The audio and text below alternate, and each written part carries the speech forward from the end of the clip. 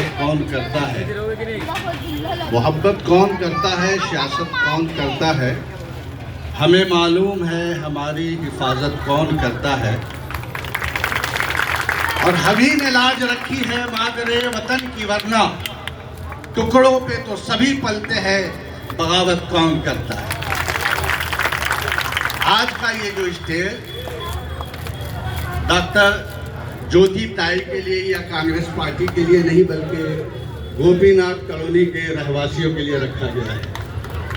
आप सबके लिए जो इस तरफ खड़े हैं, उस तरफ खड़े हैं, दूर खड़े हैं, इधर खड़े हैं, खड़ा रहने की जगह कम है, आप सबके लिए स्टेज है।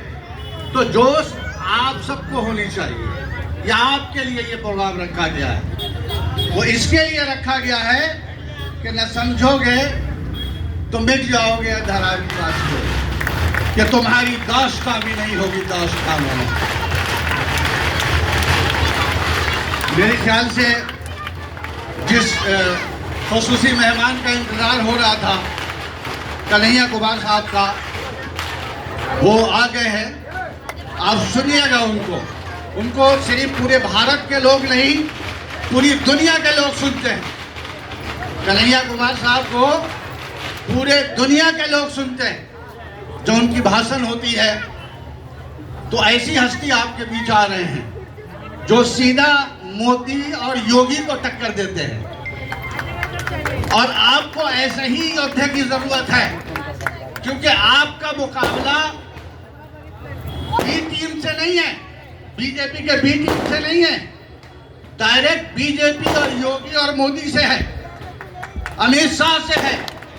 क्योंकि ये अडानी जो है, ये मोदी जी का दोस्त है, और इसको देश बेचकर अमित शाह इसको इतना मजबूत कर रहे हैं कि अब तो दुनिया बेच के यहाँ तक लाल किला बेचा, एयरपोर्ट बेचा। बेचने की आदत ऐसी हो गई है। कन्हैया कुमार साहब, वर्षा ताई जी, जोरदार तालियां।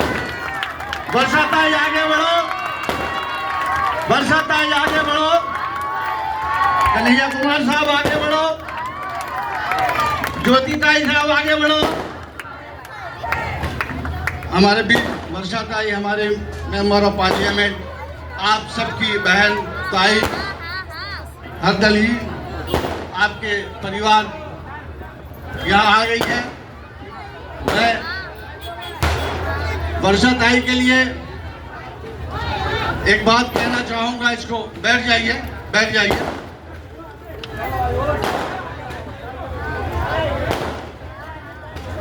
बैठ जाइए, ये रास्ता दीजिए जरा, वो ठेला जहाँ पर निकल जाए, रास्ता दीजिए। ताई,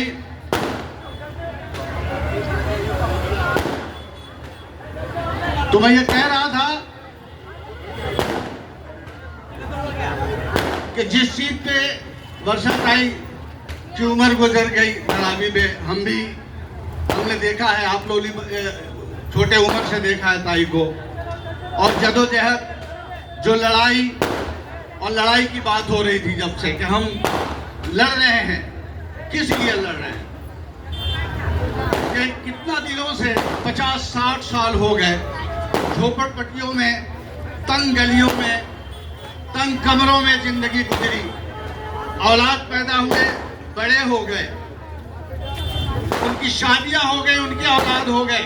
ये ख्वाब देखते देखते कि हमारे नगर में विकास हो और हमारी धारावी की भी तरक्की हो। और ताई, मैं कहना चाहूँगा कि सामने यहाँ जो महिला बैठी है, मैं गालिबन जानता हूँ, राजीव गांधी नगर से ज़्यादा लोग हैं आपके चाहने वाले, ज़्यादा राजीव गांधी नगर में हैं। तो मैं राजीव गांधी नगर में रहता हूँ। मैं राजीव गांधी नगर के लिए एक शेर कहना चाहूँगा कि मुफलिसों के घर की हालत देखकर बदनसीबी सर पटकती रह गई, और एक दिन की मुख्तसर बारिश के बाद कई दिनों तक छत टपकती रह गई। तो हमने ऐसे हालात से जिंदगी गुजारी है, और अब जब ऐसा वक्त आया है कि हमें अच्छा एक मकान, अच्छा एक रहने का माहौल, सोसाइटी मिले, तो बीजेपी वालों ने, मोदी ने उसके साथ ही अडानी अंबानी ने इसको भी बेचने का काम शुरू कर दिया है। इसके साथ भी ये हक भी, ये ख्वाब भी हमारा छीनने का काम कोशिश कर दी है। तो इससे बचाने की ताकत किसके पास है? आपको यह सोचना है। बहुत से लोग आपको बहकाने की बात करेंगे, पर्सनल बातें करना शुरू करेंगे कि वो ऐसा है, वो ऐसा है, मैं ऐसा हूं, मैंने वैसा किया। लेकिन आपको सोचना है कि जिस चीज की लड़ाई आप लड़ रहे हैं उससे लड़ कौन सकता है, किसके पास ताकत है? अडानी है कौन? ये मोदी और अमित शाह का आदमी है। इसको टक्कर कौन दे सकता है? राहुल गांधी। इसे टक्कर कौन दे सकता है? और दे रहे हैं शरद पवार साहब। इसको टक्कर कौन दे सकते हैं? आदित्य ठाकरे, उदय ठाकरे साहब। और वर्षाताई ज्योतिताई के सिपाही है। तो जो जिसको टक्कर दे सकता है, अगर आप उसके साथ रहेंगे तभी उससे जीत पाएंगे। जिताने की बात, बचाने की बात बहुत करेंगे लोग, लेकिन मालिक ने आपको अक्ल दिया है।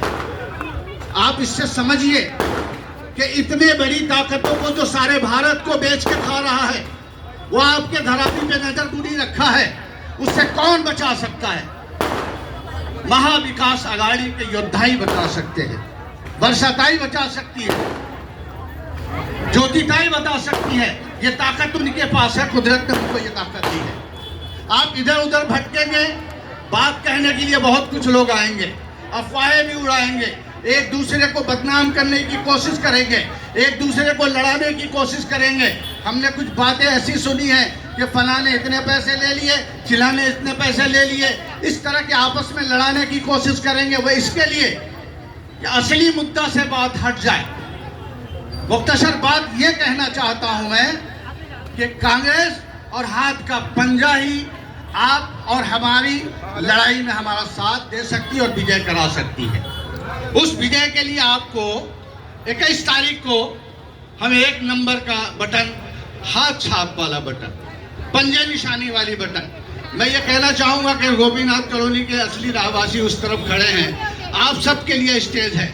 आप इसको अच्छी तरह तवज्जो से समझिए कि जो लोग कल ये कहते थे कि मुसलमानों का वोट मुझे नहीं चाहिए, इसी धरावी में आप सब गवाह होंगे। वो लोग आपके पास बहरूपिया भेजेंगे, बी टीम बनेंगे, दाढ़ी टोपी वाले भेजेंगे और ये कहते कहते भेजेंगे कि ये आपके हित का काम करने वाले हैं। आप समझ लीजिए बात कि जो लोग मुसलमानों की मस्जिदों में घुसकर मुसलमानों को मारते, मस्जिदों को तोड़ते, जो लोग भीड़ जमा करके मुसलमानों को लिंच के नाम पे मारते, जो लोग मीट के नाम पे दलितों को, कितने दलितों का कत्ल कर दिया, ये बीजेपी वाले, आरएसएस वाले, आप सब ने देखते होंगे। दलित और मुसलमानों को झूठे इल्जाम में, बीप के बटन के इल्जाम में कितने वाकयात आप सुनते होंगे। जो आपकी मस्जिदों को तोड़ने की बात करते हैं, जो आपके मस्जिदों से भोंगा उतारने की कसम खाते हैं, क्या आप ऐसे लोगों को वोट देंगे? ये जो लोग खड़े हैं ना, ये बी टीम है बीजेपी की। आप कहीं ना कहीं वाया वही जाएगी उसका, बीजेपी को दे रहे हैं। जो लोग चेहरे बदल के, नाम बदल के अपने नाम पर गुमराह करने की कोशिश आपको कर रहे हैं, आप ये समझ जाइए कि किसी न किसी तरह से बीजेपी के खाते में ये वोट आपका चला जाएगा। इसके लिए आप हजरात से गुजारिश है कि आप समझ के अच्छी तरह से वर्षाताई के साथ, ज्योतिताई के साथ रहें। और एक बार मैं कांग्रेस के लिए गुजारिश करूंगा और फिर से बाबू खान साहब और लोग भी हैं, सब लोग, सबका शुक्रिया अदा करूंगा। वर्षाताई आई है, एक बार जोरदार तालियों से उनका स्वागत। आवाज में बिल्कुल दम